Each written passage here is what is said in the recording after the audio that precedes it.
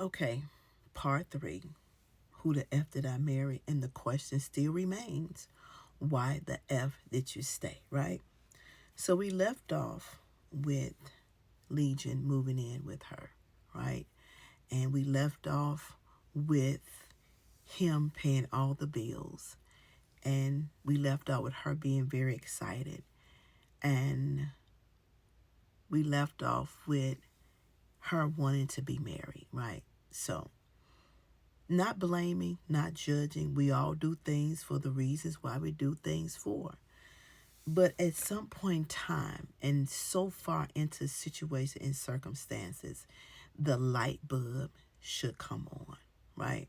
Somebody should check in somewhere, right? So they're together, and I'm not going through all 52 parts. We're just going to highlight some things. They're together, they're living together, and she becomes pregnant, right? And I guess there is incitement about the pregnancy. I guess there's conversation about getting married is assumed to be so, but she wants a bigger house because they have a kid coming.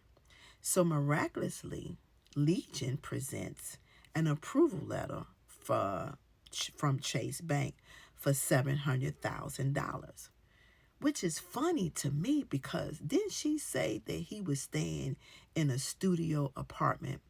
So if he got an approval letter for $700,000 and he was making that much money, why was he staying in a studio apartment?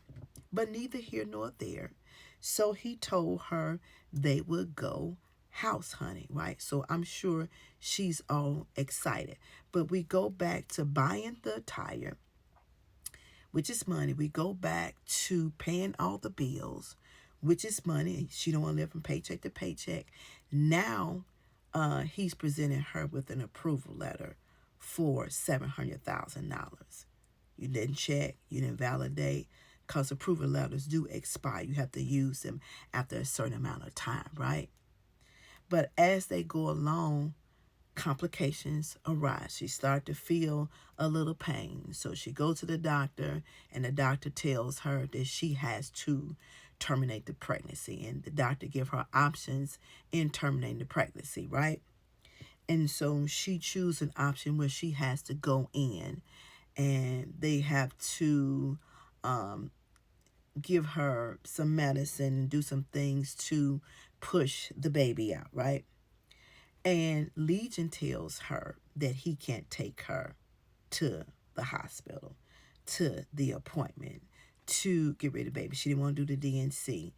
And so, but if you love somebody and you understand this is a medical emergency and you know that this is your child, real men will call up their companies in the middle of promotion process and say, look, I know I'm up for this, and I know that a meeting is supposed to take place, but my future wife, my spouse, my girlfriend is having medical complications, and I just can't come in. I need to make sure she's okay.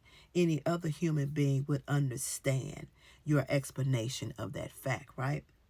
And they would be okay with you taking off. And they were like, okay, understand, we can reconvene another day. Just do what you got to do today and we'll reconvene. But it didn't seem to flow that way. And so he goes on to say, well, my sister can take you. And she responds, I don't even know your sister. And it's funny that you got this man living with you. You're pregnant by this man, but you never met his sister, right? Nobody never came to the house. Y'all never met up for lunch. Y'all never hang out. You didn't never do anything. That's suspect to me. And so your friend ended up taking you to your appointment. And the instruction is when you come out, you're going to call him and he's going to come pick you up. Well, hour pass, you're out and you're in recovery, and you hear the nurse and the doctor talking about how many times they have called Legion. He has not returned any phone calls, and y'all been talking to his assistant, right? but I'm supposed to love you. This is the person whom I live with, and you don't see it necessary to check. You don't see it's necessary to return the calls from the hospital. You don't see it necessary to be responsible and making sure that I'm okay. And so while they're waiting for him to show up, eventually he shows up, and eventually, he brings you home. But the flip part to this was that threw me for a loop was you said after you knew he was late picking you up, you said he took care of me very well once we got home, but he called my mom and my auntie and told them not to contact me for a week while I recover. That's a little suspect to me, because mothers want to make sure their children are okay, and you can't call a mama or an auntie who's prominent in somebody's life that don't call this person, don't check up on them, don't for a week. Where they do that at? So that's isolation, right? So you're setting the tone for isolation. This is strategic planning at its finest. And I'm still trying to understand why there was no knowledge, no understanding, no interest that was piqued that this was going on. What was it within her that she missed the warning signs, that she missed the notification, that she missed the alerts, that she thought it was okay? Because if you miss picking up somebody late from the hospital, that woman is going to ask you, what the hell was you doing that you couldn't get to the hospital on time to get me? Especially if she said she understood that you couldn't take me, but you need to make damn sure that you show up to pick me up. What's wrong with that picture? What is wrong with the picture that's being painted? Because I see the warning signs. I see the alerts. I see the notification. And I would hate to think that this was a money thing. I would hate to think that you was riding the roller coaster ride because of the money that was being provided. I would hate to think that. But suspect to me, I don't know. How long would you think this woman would go through what she's going? Any woman would go through the steps that they're going through before they say, what the hell is going on? Why haven't I met your family? Why I don't know your sisters? Why I haven't been to your job? What are you really, you don't know the name of the company? You just said a condiment company. You don't even know the name. And if he told you the name, you never surprised him and took lunch or none of that. You and him was always in the house together. Y'all never went out and met anybody. You never went out and hung with anybody. Everything you did was just you and him. If he told you he was divorced, you didn't ask for no paperwork to prove that he was divorced. You didn't ask for nothing. You just took everything he said for face value without verifying it to be true.